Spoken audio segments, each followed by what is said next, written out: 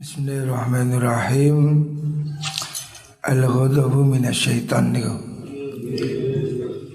Al-ghadabu utawi muring-muring emosi iku minasyaitani saking setan. Emosi itu dari pengaruh setan. Wasyaitanu utawi setan iku khuliqa den dadekaken sapa setan minan nari saking geni. Wal ma'u tai banyu iku yudfi'u bisa nyirep apa ma' annara ing geni. Faida ghadiba mongko nalikane pendu nesu sapa ahadukum salah suci sira kabeh falyaghtasil mongko becik adusa sapa ahad.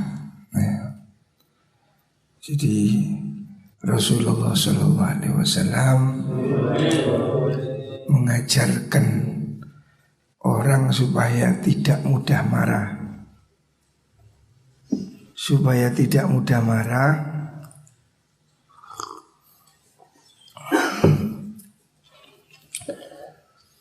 itu supaya wudhu. Sebab emosi itu dari setan. Makanya orang kalau kudu nesu, hendaknya dia itu berusaha wudhu, duduk wudhu. Kalau perlu tidur, jangan nuruti emosi. Faida ghadiba ahadukum falyaghtasil mongko adus sapa wong. Bukan hanya wudu, kalau kamu kudu maunya bawaannya marah-marah supaya mandi. Mandi artinya supaya dingin, setane cek nyingkrih. Jadi supaya orang ini tidak mudah terpancing emosi. Jadi supaya disadari emosi itu dari setan. Lah supaya tidak banyak emosi, berusahalah mandi. Kalau mau marah, mandi ya. Jangan dituruti. Hadis yang lain ada yang mengatakan wudhu ya. Jadi bisa jadi dengan wudhu atau dengan cara mandi untuk meredakan emosinya. Selanjutnya al-wudu warrawahu fi ta'allulil ilmi afdalu indallahi minal jihad fi sabilillah. Al-wudu ta budalan isu warrawahu lan budalan sore fi ta'allumil ilmi ing dalam golek ilmu iku afdalu luwih utama indallahi munggu Allah minal jihadi timbang jihad fi sabilillah. Jadi mencari ilmu itu pahalanya tidak kalah dengan jihad fi sabilillah. Jadi kamu ngaji di pondok atau dimanapun ya, mencari ilmu, mengajarkan ilmu sama aja ya. Mengajarkan ilmu, menjadi guru atau mengaji atau mengajar, berangkat mengajarkan ilmu itu afdhalu minal jihad fi sabilillah ya. Jadi harus ada orang yang mau jadi guru ya. Memang profesi guru, profesi kiai ini tidak banyak menjanjikan keuntungan.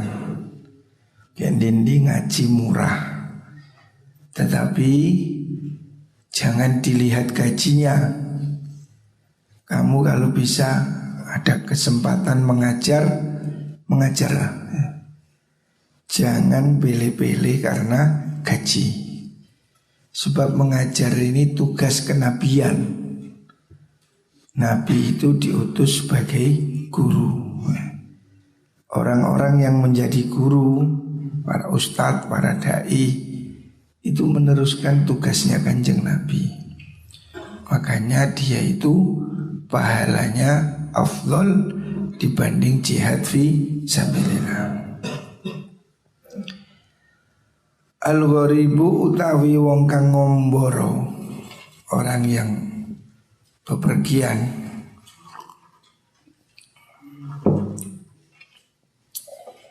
Idza maridho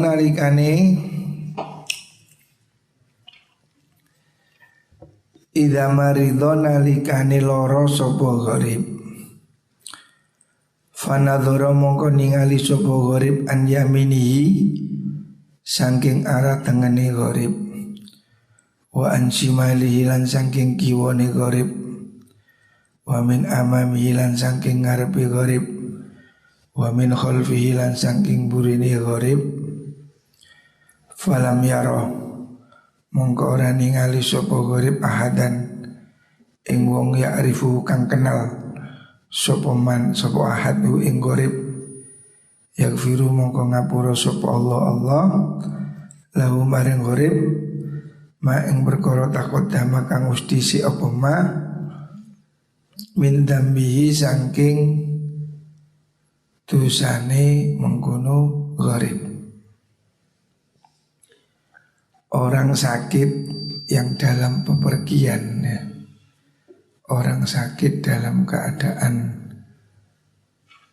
mengembara, yang tidak ada yang menolong, tidak ada yang membantu, itu pasti kesulitannya lebih tinggi, kesedihannya lebih besar. Makanya orang itu diampuni dosanya oleh Gusti Allah. Orang sakit saja diampuni dosa. Orang yang diberi cobaan penyakit, demam, flu, pilek,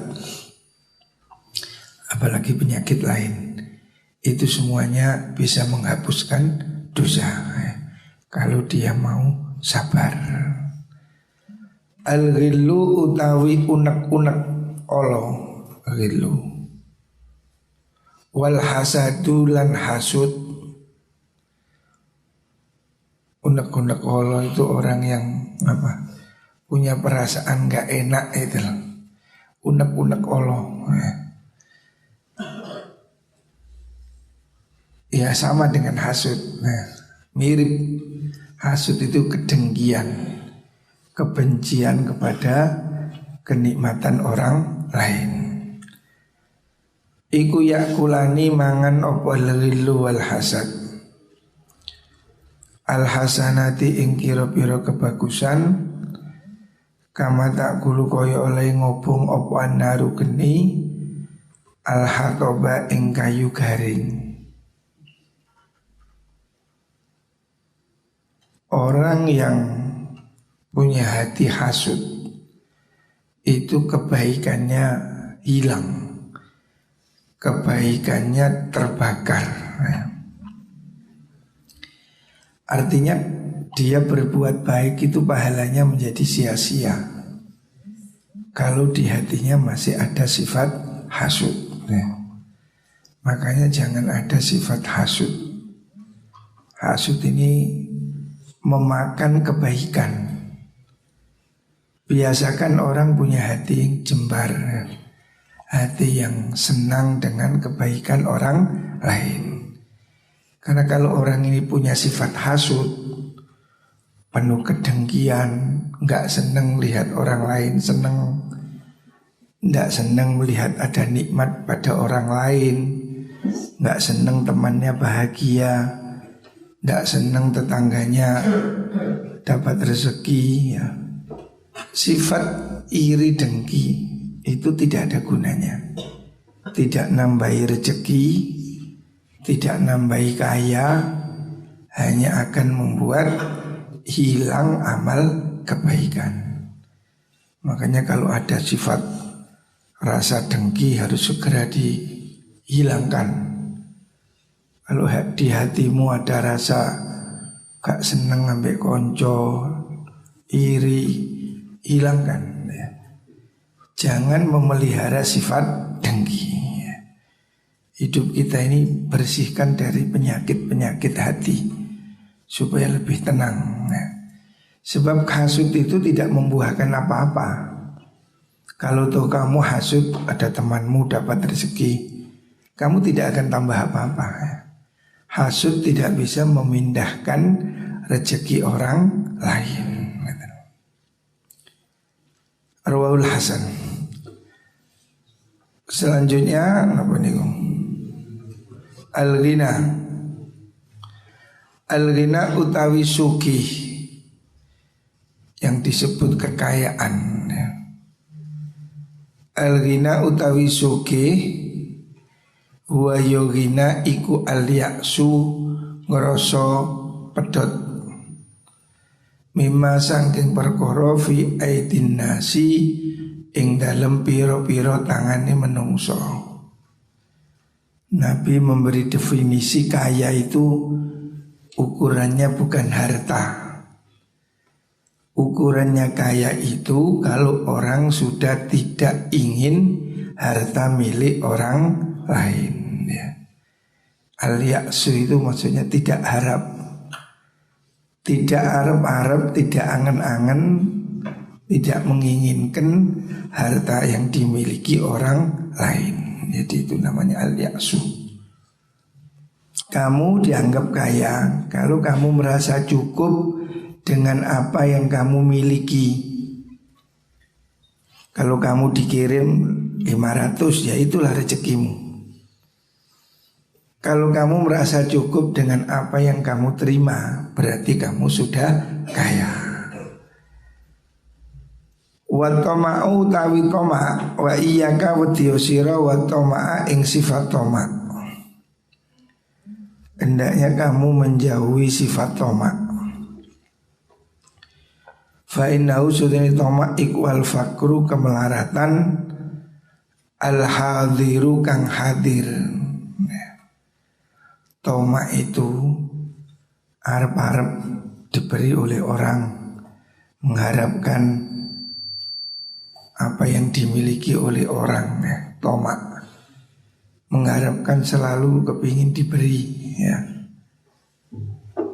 Ingin ada barang yang milik orang, berharap diberikan kepada kamu. Itu namanya toma.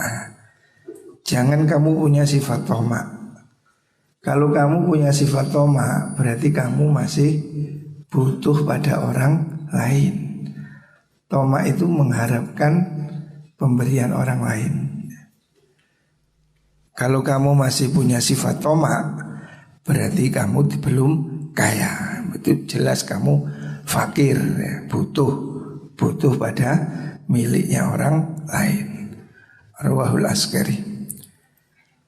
Al-ghaniyu utai wa kongkang aran sugih, orang yang kaya iku ghaniyun nafsi sugine ati.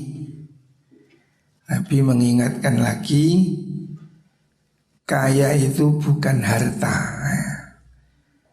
kaya itu bukan jumlah uang, tetapi kaya itu adalah kayanya hati. Kalau orang itu hatinya merasa cukup, walaupun sebetulnya pas, dia pasti merasa cukup dan kaya, tidak butuh pada orang lain. Jadi yang disebut kaya itu bukan jumlah. Sebab kalau jumlah ini relatif, ada yang lebih, ada yang lebih, pasti kurang. 1 miliar kalah dibanding 2 miliar. Terus ada lagi yang lebih. Jadi kamu tidak disebut kaya selama kamu tidak punya kaya hati. Kaya hati itu rasa neriman, bersyukur terhadap apa yang sudah dimiliki. Ini hadis urwahu Syekhan, riwayat Bukhari Muslim. Selanjutnya al-ghibatu tawi kang arang ngrasani ya. Definisi dari ngerasani Al-ghibatu tai ngrasani bergunjing iku dzikruka oleh nutur siro. Ghibah itu kalau kamu menyebutkan akhoka ing sedulur siro bima kelan perkara yukrohu kang sengit sopo akhoka. Ghibah itu definisinya kalau kamu menyebutkan kejelekan orang yang kalau dia mendengar dia tidak senang ya. Kamu sebut apanya, sifatnya atau bentuk tubuhnya. Iku lho arek iku anu nih gak anu. Apanya, kelemahannya, apakah itu fisiknya atau sifatnya ataupun kejelekan yang lain. Pokoknya kalau kamu sebutkan dia itu dengar dia nggak seneng, itu namanya ngerasa nih. Qala dawu sapa rajulun wong lanang. Ada orang tanya, afaraita meruhaken panjenengan atau afaraita atau meruhaken panjenengan ing kula, beritahu saya. Maksudnya afaraita itu maknanya tanya. Sebut kalau demikian katakan. Ingkana lamun ono iku fi akhi ing dalam sedulur irsun apa ma perkara aku luka ngucap ingsun. Maksudnya kalau seandainya yang saya omong itu benar, memang faktanya begitu. Umpamanya ngomongi si aku sapa iku lho arek pendek iku lho. Arek sing koyo pendek koyo bebek iku lho. Ya yen pendek. Boleh nggak ngomongkan begitu? Faktanya memang pendek, diomong no pendek. Untuk anaknya itu memang ireng disebutkan. Iku lho, arek iku lho, wireng. Juru-juru ini wireng, 100% ireng. Anjen yo ireng, anjen wong tim-tim umpamane. Boleh nggak begitu? Qala dawu sapa Nabi, ingkana lamun ono iku fi akhika ing dalam sedulur sira apa ma perkara aku lu kang ngucap sira faqad kitab tahud mongko teman-teman ngrasani sira hu ing akhika, walaupun itu benar anjen iyo itu namanya ngerasani ya. Jadi kamu itu menyebutkan kejelekan dia walaupun memang ya jelek ya anjen yo gak kai-kai. Areku ireng iya iku lho sapa iku lho arek anu iku lho adik anu iku lho wireng. Yo anjen ireng itu namanya ngerasa nih. Tapi wa ilam yakun lamun ora ono iku fi ing dalem akhika apa ma perkara lagu lu kang ngucap sira faqad qadzaf tahu monggo teman-teman dalih sira hu ing akhika. Kalau fakta itu namanya ngerasani, gunjing. Kalau bukan fakta itu namanya bohong. Dalih itu bohong. Jadi kalau kamu menyebut kejelekan temanmu, si anu itu loh, apa sifatnya yang jelek. Kalau kamu menyebutkan kejelekan orang, ya, bahwa dia itu loh suka bohong umpamanya, dia itu loh suka nyium bokmar umpamanya atau apalah yang kamu sebutkan dia itu memang betul-betul begitu, itu namanya ngerasani. Tapi kalau kamu bohong, tidak begitu kamu sebut begitu, itu namanya bohong. Jadi menyebutkan kejelekan orang itu tidak boleh, walaupun memang fakta. Itu cacat fisik, pendek, ireng, elek, gembrot, bungkring atau apalah. Menyebutkan kejelekan orang walaupun itu benar, ya, itu tidak boleh. Ataupun itu pekerjaannya, dia itu begini, begitu, begini, ya. Ngerasani itu tidak boleh.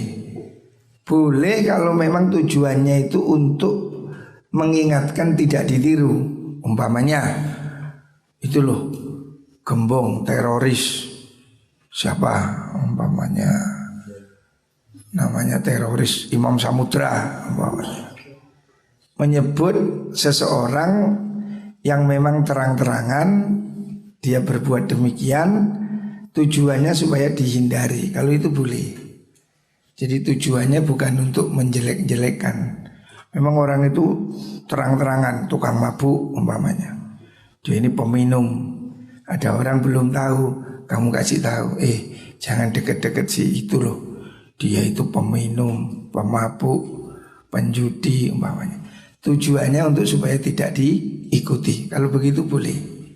Tetapi kalau tujuannya itu hanya untuk menjelek-jelekan supaya orang yang tidak tahu jadi tahu. Kamu lihat enggak itu? Si anu itu kelihatannya anu, tapi itu ternyata dalamnya begini, anunya begitulah, itu tidak boleh. Menceritakan kejelekan orang lain dengan tidak ada maksud untuk mengingatkan atau mengajar ya. Boleh orang itu disebutkan kejelekan kalau memang dia itu memang terang-terangan minum, terang-terangan minum, mabuk, terang-terangan mabuk, maka itu boleh diberitahukan untuk dihindari. Tapi kalau orang itu berbuat jelek diam-diam, umpamanya diam-diam, Amar kemarin sore ternyata di bawah pohon cipulukan bersama dengan Tukiyem, saya lihat bergerak-gerak umpamanya. Nah itu ngerasani, tidak boleh ya. Itu namanya menggonjing, menggosip. Jangan-jangan Amar itu ada main sama janda di sebelah. Kok bisa? Iya, kelihatan kemarin itu saya lihat kok senyum-senyum umpamanya. Itu namanya menggunjing ya. Ngerasani ya, tak boleh. Kalau memang kamu tahu dia salah, ingatkan, jangan begitu, begitu. Jangan terus dikabar-kabarkan menjadi desas-desus. Kelihatannya saya kira, jangan-jangan, gitu tidak boleh. Itu semua kan asumsi ya. Enggak, penggunjing tidak boleh ya. Kalaupun itu benar, ya memang benar, kamu tahu, ya tidak perlu ditunjukkan pada orang lain. Kecuali memang tujuannya pendidikan. Seperti di pondok ini ada anak bolos, laporkan keamanan. Tujuannya untuk dicegah, nah itu boleh. Kalau ada tujuan baik boleh. Tapi kalau tujuannya hanya untuk mempermalukan, itu tidak boleh. Al-ghiratu utawi cemburu iku minal imani saking iman. Wal madza'u utawi pacaran. Nah, rungok lagi pacaran, gendaan, sir-siran. Iku minan nifaki saking penggawean munafik. Nah, itu pacaran bagian dari pekerjaan munafik. Pacaran ini kan mesti ada sembunyi-sembunyinya. Dilarang pacaran. Wis ora usah pacaran. Engko wis wae rabi yo. Tidak perlu pacaran. Sebab pacaran ini ya bisa menimbulkan negatif ya. Karena pacaran ini kemudian banyak kasus asusila, kasus pelecehan seksual ya. Hati-hati ya. Ada saiki Mas harus tambah nekat-nekat, mengerikan nih. Pacaran anak sekarang enggak seperti zaman dulu. Zaman saya dulu paling pacaran ini surat-suratan. Saiki wis bahaya dituruti ini. Pengaruh film ini sudah, anak SD aja sudah bisa memperkosa loh. Jadi sekarang ini sudah gak masuk akal. Anak SMP yang tidak perawan sudah banyak. Padahal si SMP si umbelen gitu. Jadi pergaulan ini membahayakan. Makanya Nabi melarang pacaran. Cemburu itu bagian dari iman. Maksudnya cemburu itu bukan hanya pada istri. Kamu punya adik perempuan digoda orang, kamu harus marah. Itu namanya cemburu. Adikmu wedok disuit-suiti, namun keplaan, kamu harus belain adikmu jangan sampai digoda orang lain, saudaramu. Cemburu dalam artian menjaga perempuan, ya, cemburu ini harus. Apalagi istri, bojomu digonceng wong, jololak lolo ae, tempeling. Jangan biarkan istrimu diinjak-injak orang, ataupun adikmu, ataupun saudaramu, ataupun yang lain, ya. Harus, itu namanya cemburu. Harus, itu bagian dari iman. Pacaran itu bagian dari munafik. Awas, dilarang pacaran. Ojo pacaran, engko kon blenger. Pacaran terus cinta blenger. Banyak orang yang sudah pacaran bertahun-tahun nggak nikah, bosen. Utawa nikah dulu ya pegatan. Banyak kasus seperti itu karena api yang terlalu panas akan cepat padam. Jadi orang itu kalau waduh kayak gendeng-gendeng pacaran, mari ngono ya, alah bosan dia nyengkri. Jadi jangan sibuk pacaran, lebih baik ngaji, sekolah. Pacaran nanti kalau sudah menikah, kamu menikah baru pacaran, sehingga romantisnya lama. Saya menikah tidak pacaran, bahkan nggak kenal saya. Nikah pertama saya itu nggak kenal sama sekali. Ketemu di Kuade. Justru di situ kemudian kita bisa memulai kenalan, dan itu membuat bulan madunya lebih panjang. Tapi kalau kamu wis biasa, wis pacaran, wis goncengan, ya rapi ya wis wis biasa, wis gojangan, wis gak ndredeg gak apa ya. Wis gak serser. Setrumnya sudah wis biasa digawe kayak baterai, biasa digawe wis kedip-kedip di sana. Tapi kalau baterai baru kan nyalanya strong. Makanya tidak perlu pacaran, supaya kamu itu nanti semangat betul. Pengalaman pertama.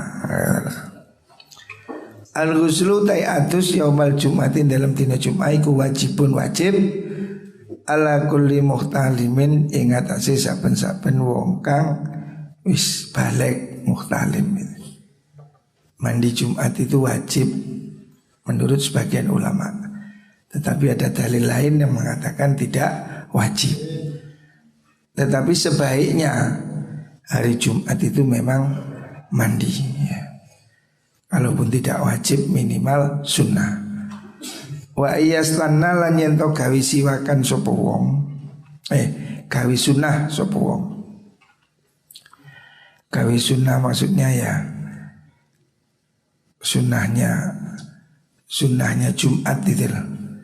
Sunnahnya Jumat itu ya, selain mandi, ketok kuku, membersihkan badan, ya, membersihkan kuku, pakai pakaian yang bagus.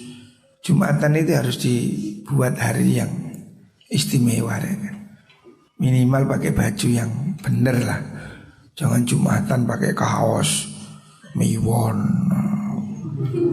pakai pakaian yang tidak berharga.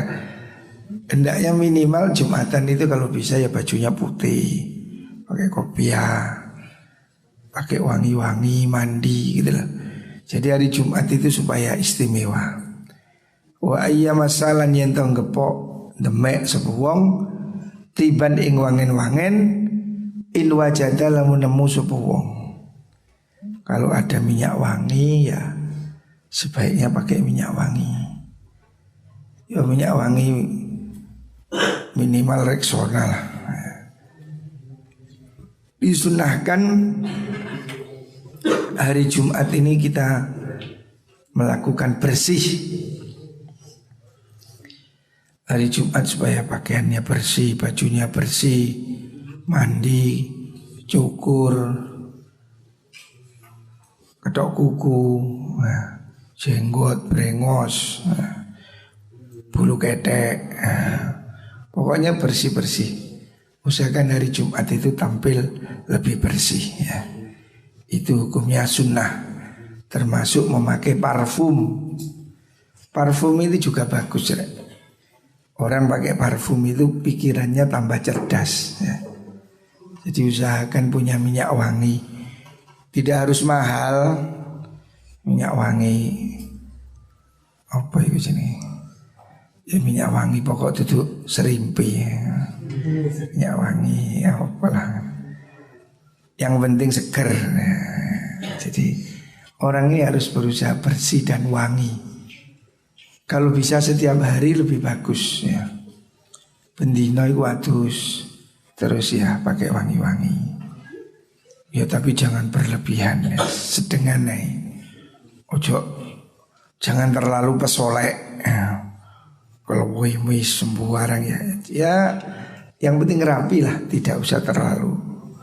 Yang penting bersih dan harum, wangi. Minimal kalaupun tidak pakai minyak wangi ya sabun wangi lah.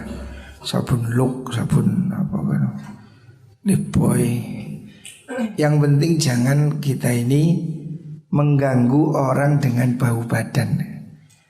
Orang ini kan kalau dekat orang kecut ini pasti kan merasa nggak enak.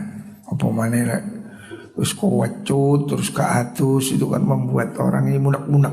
Nah, bisa menimbulkan kemunek-munekan. Ya ukuran dewi nang awakmu dewi. Minimal kelekmu iku ambungan ngono. Cedoten titik ngono. Ukuran. Jangan membiarkan orang lain terganggu dengan aroma tubuhmu. Wallahu a'lam. Muga-muga kabeh diparingi sehat.